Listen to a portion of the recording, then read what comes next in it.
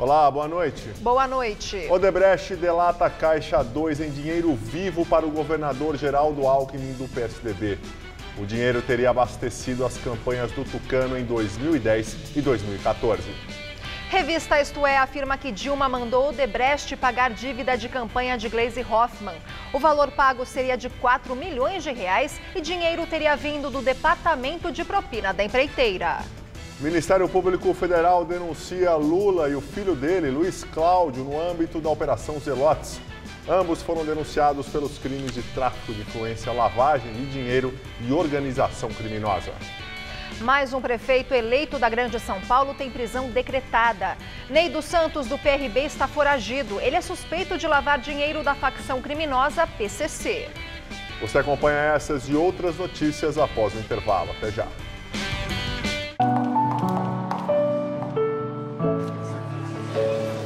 A Fundação Bradesco trabalha para formar cidadãos completos, inspirados pelo conhecimento e pela troca de experiências, levando educação e oportunidades a todos, desde cedo, porque todo final feliz merece um começo feliz. Fundação Bradesco, há 60 anos, usando o poder da educação para transformar vidas.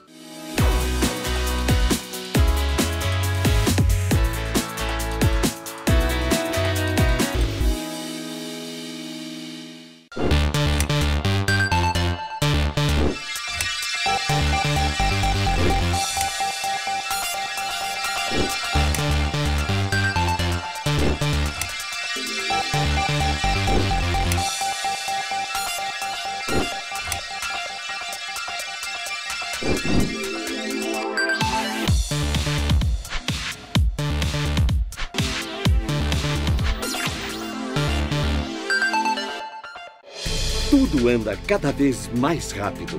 O tempo, as pessoas, as tecnologias. No coração de todas essas transformações, existe um caminho que pode mudar a sua vida. Pós-graduação Casper Libero. 4 cursos que vão acelerar a sua carreira, atualizar os seus conhecimentos e fazer você ser notado no meio de tanto movimento. Pós-graduação Casper Libero. Paixão por comunicação. Neste domingo, o Brasileirão chega ao fim. E você confere todas as emoções da última rodada do campeonato com as feras do Futebol Debate.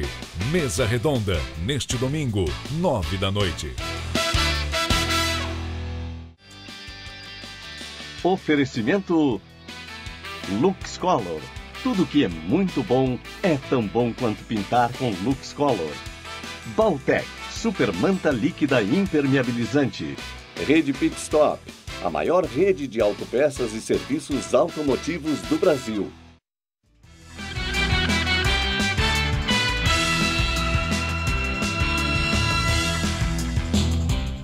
Odebrecht delata Caixa 2 em dinheiro vivo para o governador de São Paulo, Geraldo Alckmin, do PSDB. A informação foi publicada no jornal Folha de São Paulo. Segundo a reportagem, executivos da Odebrecht afirmaram em delação premiada aos investigadores da Lava Jato que 2 pessoas próximas ao governador Geraldo Alckmin teriam intermediado o pagamento de Caixa 2 durante as campanhas de 2010 e 2014. No entanto, afirmaram que não chegaram a discutir o assunto diretamente com Alckmin. O primeiro repasse no valor de 2 milhões de reais teria sido feito em espécie ao empresário Ademar Ribeiro, cunhado do governador, que no mês passado teve a residência no Morumbi roubada. O empresário, de 75 anos, estava sozinho no momento do assalto. Ele é irmão da primeira-dama do Estado, Lu Alckmin. De acordo com os delatores, em 2014, o Caixa 2 para a campanha da reeleição de Alckmin teve como um dos operadores Marcos Monteiro, político de confiança do governador e que hoje é secretário estadual de Planejamento. Não há informações de qual valor teria sido repassado na época. Dados do Tribunal Superior Eleitoral indicam que não há doações diretas da Odebrecht à campanha de Alckmin em 2010 e 2014. Segundo a Folha, um dos executivos que delatou o Caixa 2 do Tucano é Carlos Armando Pascoal, ex-diretor da Odebrecht em São Paulo. O nome dele apareceu também num suposto repasse de 23 milhões de reais via Caixa 2 para a campanha presidencial do tucano José Serra em 2010, atual ministro de Relações Exteriores do governo Temer. Serra nega. Segundo a revista Veja, Alckmin era chamado nas listas de propinas e Caixa 2 da Odebrecht de santo. Hoje o governador não teve agenda pública. Em nota, a assessoria de imprensa informou que apenas os tesoureiros das campanhas, todos oficiais, foram autorizados por Alckmin a arrecadar fundos dentro do que determina a legislação eleitoral. Disse também que ainda é prematura qualquer conclusão com base em informações vazadas em delações não homologadas. Já com relação ao codinome Santo, a nota esclarece que o apelido aparece em outros documentos oficiais apreendidos na Operação Lava Jato, referentes aos anos de 2002 e 2004, sem qualquer relação com eleições disputadas pelo governador. Mais de 70 executivos da Odebrecht fecharam acordo de delação premiada, incluindo o patriarca da empreiteira, Emílio Odebrecht, e o seu filho, Marcelo Odebrecht. A delação dos empreiteiros deve abalar o mundo político e atingir quase todos os partidos. Entre os nomes que já foram citados nas negociações com a força-tarefa da Lava Jato estão os do presidente da República, Michel Temer, do secretário do Programa de Investimentos, Moreira Franco, o senador Romero Jucá e o ex-ministro Gedel Vieira Lima, todos do PMDB.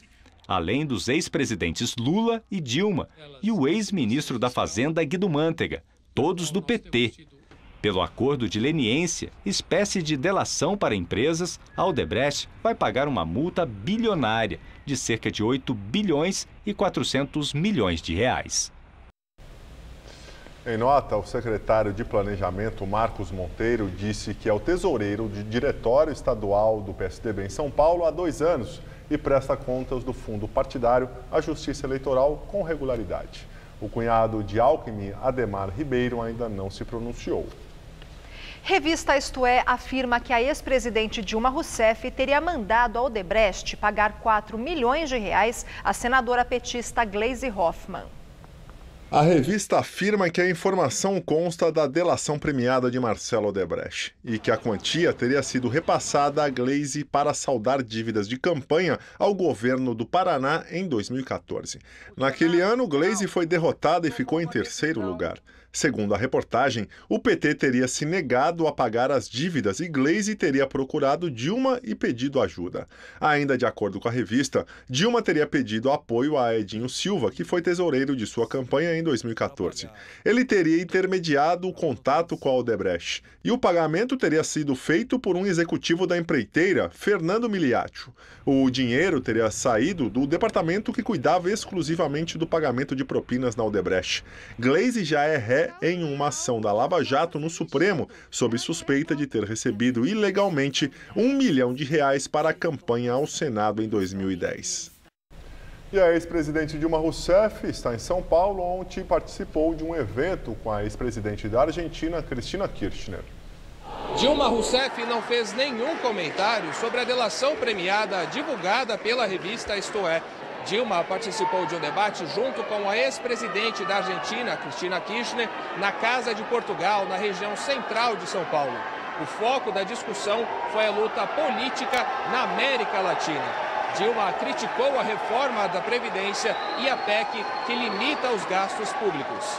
Uma pessoa se aposenta com 65 anos mínimos de idade e precisa trabalhar 49 anos para ter direito a 100% da aposentadoria. Quando o presidente se aposentou com 55 anos, não tem milagre mais com cortar gastos. Salvar o futuro desse país é ter eleição direta, reforma política. Atualmente, Dilma ocupa o cargo de presidente da Fundação Perseu Abramo. A revista Veja trouxe detalhes de delações da Odebrecht. De acordo com a publicação, há relatos que envolvem diretamente o presidente Michel Temer. De acordo com a revista, Temer teria pedido 10 milhões de reais ao Odebrecht em 2014. A informação consta da delação de Cláudio Melo Filho, que foi diretor de Relações Institucionais da empreiteira. Segundo a Veja, esse valor foi pago em dinheiro vivo a pessoas da estrita confiança de Temer, como Eliseu Padilha, atualmente ministro da Casa Civil, e José Yunes, assessor especial de Temer. Ainda, segundo a revista, já há uma lista de políticos que receberam propina da empreiteira.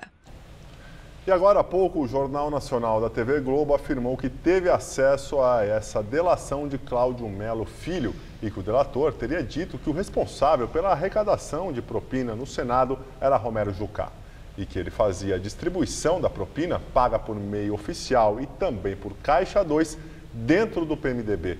Cláudio Melo Filho disse ter entregue mais de 22 milhões de reais a Jucá e que, em troca do dinheiro, o senador defendia projetos de interesse da empreiteira no Senado.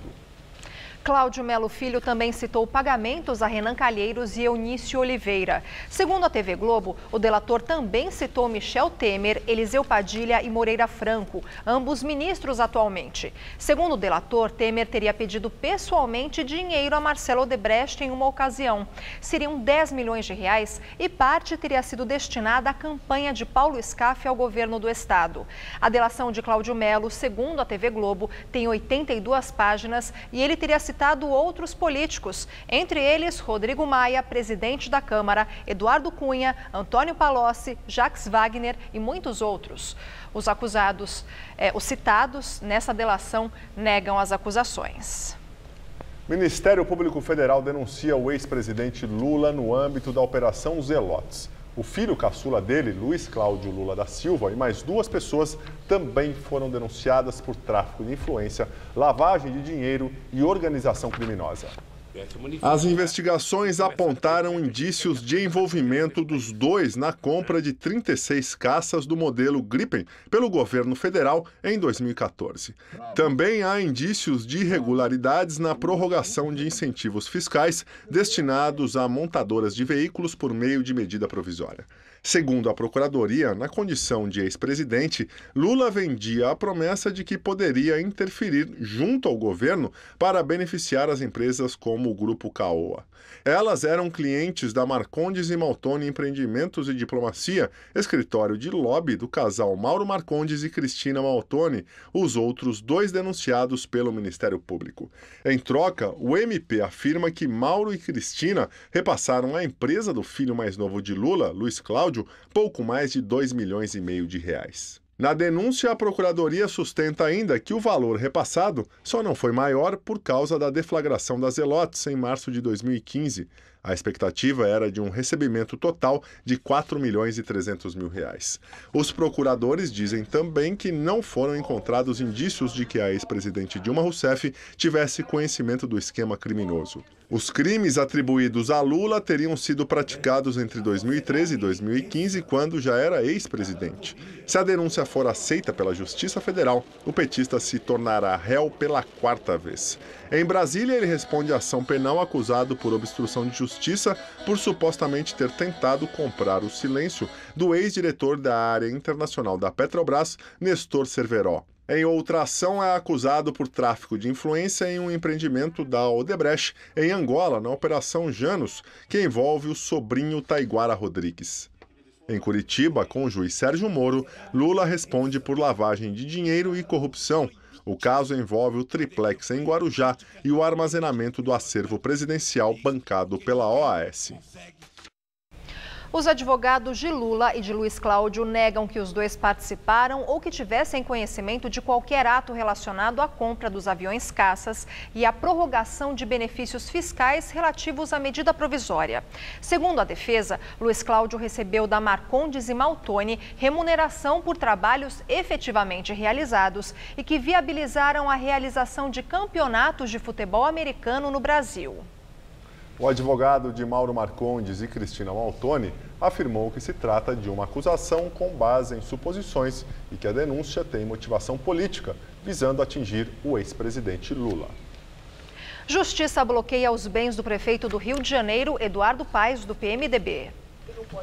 O prefeito é acusado de improbidade administrativa na construção do campo de golfe olímpico da Barra da Tijuca, feito para as Olimpíadas. Eduardo Paes teria dispensado a construtora Fiore Empreendimentos Imobiliários do pagamento de R$ 1.800.000 de licença ambiental para fazer o campo em 2013. O montante acabou sendo pago pelo município e, em valores atualizados, seria de R$ 2.300.000.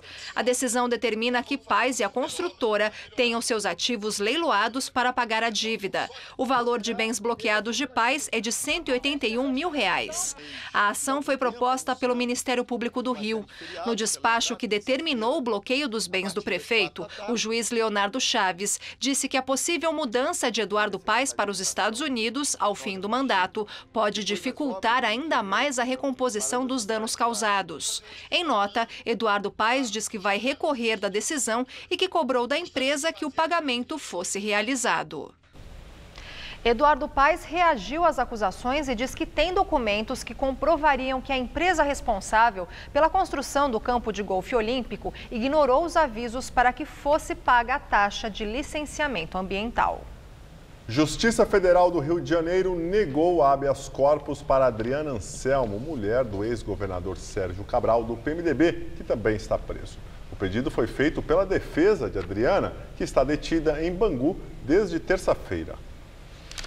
A defesa de Adriana Anselmo alega que no pedido de prisão não foi apontado fato concreto que justificasse a medida e que os dois filhos do casal, de 10 e 14 anos, estão desamparados. Além disso, diz que a advogada não deixou o país, não se escondeu e tampouco influenciou qualquer pessoa investigada. A Justiça Federal discordou dos argumentos e sustentou a necessidade de mantê-la presa.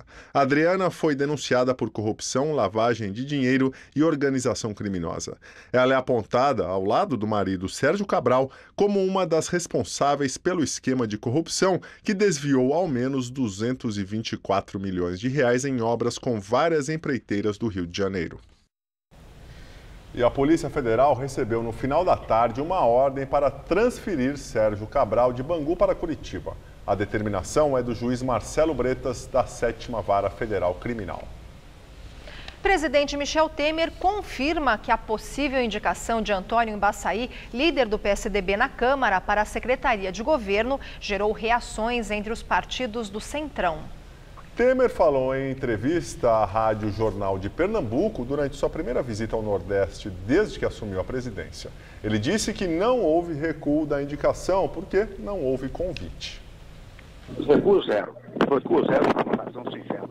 Não houve convite ao eminente deputado Antônio Embaçaí. Quando me falaram do Embaçaí, eu logo recebi com o maior agrado, porque o Embaçaí é um homem politicamente muito adequado, elegantíssimo no trato, e é exatamente o que eu preciso lá na Secretaria de Governo. Mas é que estamos em processo de eleições lá na Câmara Federal e alguns partidos acharam que isso poderia favorecer um ou outro candidato. Eu não posso, especialmente tendo em vista o apoio extraordinário que o Congresso Nacional está dando às nossas medidas, né?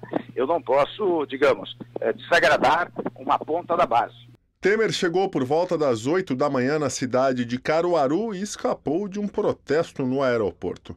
O presidente passou por lá para trocar de aeronave, mas os manifestantes só chegaram ao local depois que o helicóptero já havia decolado levando Temer. Em Surubim, o presidente visitou as obras da barragem de Jucazinho e anunciou investimentos de R$ 53 milhões no agreste pernambucano. Depois visitou a estação de bombeamento e o reservatório de Salgueiro, na cidade de Floresta. O último compromisso de Michel Temer aconteceu em Fortaleza, no Ceará. Foi uma assinatura de atos no Banco do Nordeste que terminou no final da tarde. Direto de Brasília, Josias de Souza fala sobre essa dificuldade de Temer em nomear um novo secretário de governo. Michel Temer exerce a presidência da República movido por uma ilusão, a ilusão de que preside. De ontem para hoje, Temer se deu conta de que já não pode exercer nem a mais clássica das atribuições de um presidente da República, a atribuição de nomear os seus ministros.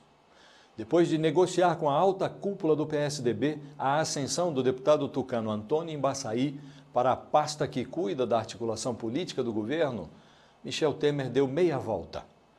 O fisiológico Centrão fez cara feia e o presidente empacou.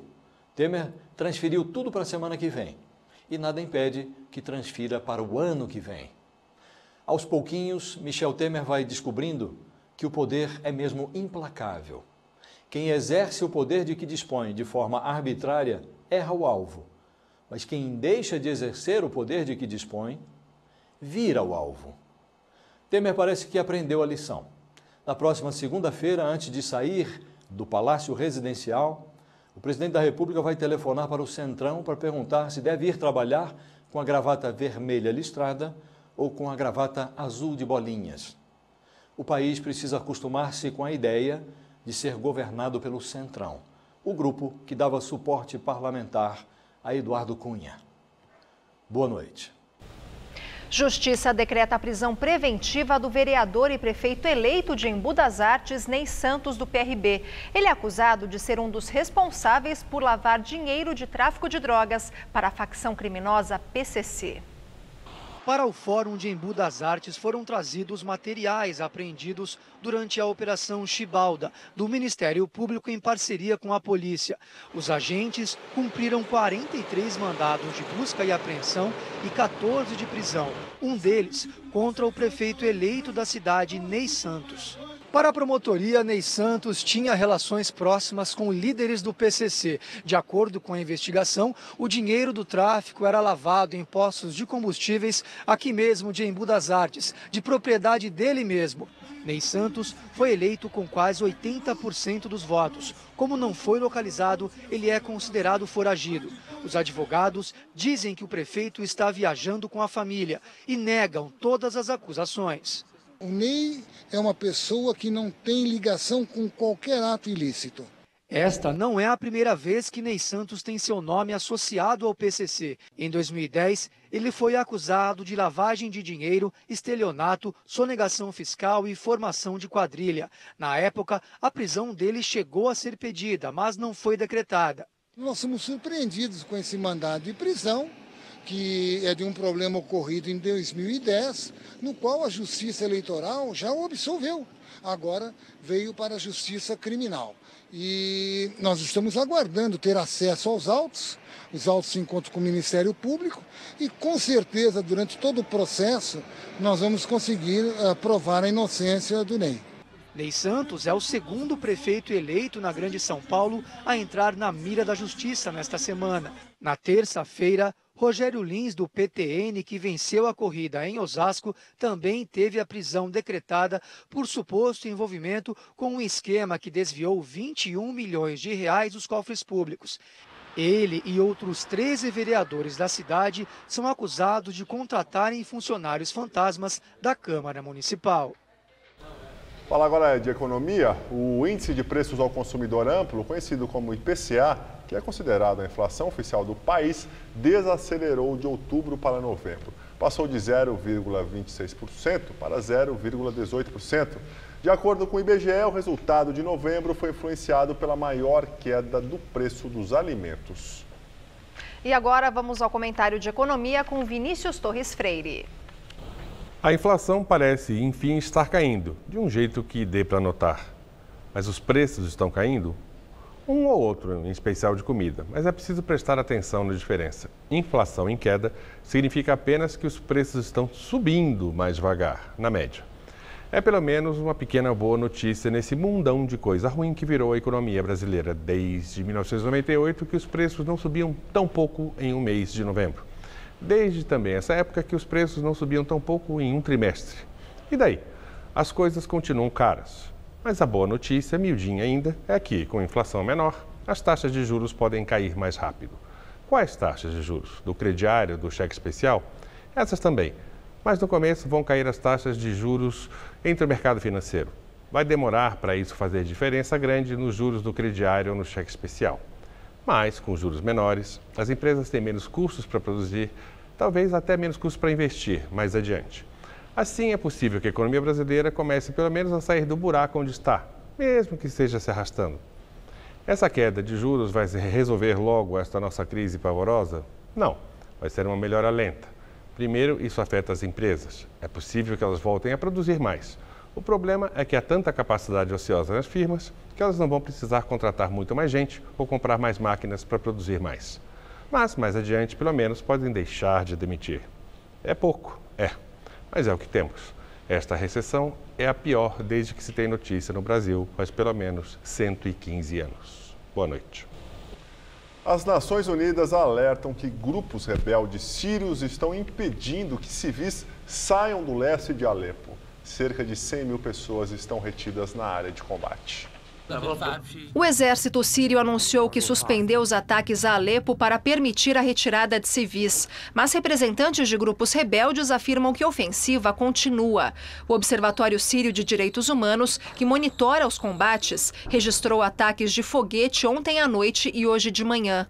A Força Aérea Russa e milícias xiitas de países árabes lutam ao lado das tropas de Damasco. A Rússia afirma que 90% do leste de Alepo já foram retomados. Quase 30 mil moradores conseguiram escapar, mas cerca de 100 mil são reféns de grupos opositores do regime. Segundo a ONU, muitos que tentam fugir dos combates são mortos pelos rebeldes. Presidente da Colômbia, Juan Manuel Santos, receberá amanhã o Prêmio Nobel da Paz. Ele declarou que o prêmio é um grande incentivo para o acordo com as Farc. Juan Manuel Santos, de 65 anos, disse em Oslo que o Nobel da Paz foi um grande presente dos céus e um enorme incentivo para a implementação do acordo revisado e aprovado pelo Legislativo. Ele declarou que vai receber a honra em nome dos colombianos, mas especialmente em nome das vítimas do conflito, que durou mais de 50 anos e matou 260 mil pessoas. O prêmio, equivalente a $950 mil, vai ser doado aos familiares das vítimas.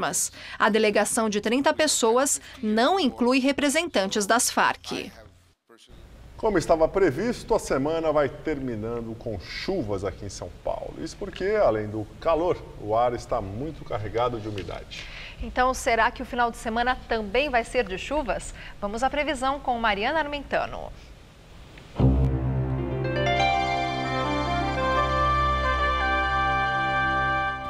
Todas as regiões paulistas vão ter um final de semana bem quente, mas com chuvas para refrescar esse calor. O tempo fica bem abafado, com um mormaço e chuvas pontuais que podem ser mais fortes em alguns momentos em todas as regiões do estado. Só no oeste e no noroeste que já pode chover desde cedo. Nas outras áreas, as pancadas vêm mais a partir da tarde, porque estão associadas ao calor. Chega a fazer até 32 graus amanhã à tarde em Ribeirão Preto e 33 na região de Araraquara. E vai dar para aproveitar bem a praia, viu? A máxima bate na casa dos 30 graus em quase todas as cidades litorâneas paulistas. Para a Grande São Paulo, teremos muitas aberturas de sol, mas são esperadas chuvas pontuais que podem vir em forma de temporais. Vamos ver aqui algumas temperaturas? Para amanhã teremos mínima de 19 e máxima em torno dos 30 graus. Aí no domingo faz até 29 e na segunda-feira tem mudança. O calor diminui um pouquinho e se chover será uma chuvinha fraca pela manhã e depois o sol predomina. A máxima prevista é de 26 graus. E o presidente Michel Temer entregou hoje ao juiz Sérgio Moro seu depoimento por escrito como testemunha de defesa do ex-presidente da Câmara, Eduardo Cunha, do PMDB. Temer disse desconhecer a atuação de Cunha na Petrobras. Bem, nós ficamos por aqui, lembrando que a edição de hoje pode ser vista no site do Jornal da Gazeta. Um ótimo fim de semana para você, boa noite, até segunda, Gabriel. Até segunda, Lu, muito obrigado pela companhia. Fique agora com o Rony e Vono, tudo seu. Um excelente final de semana, segunda estamos de volta às 10 horas, hein? Até lá.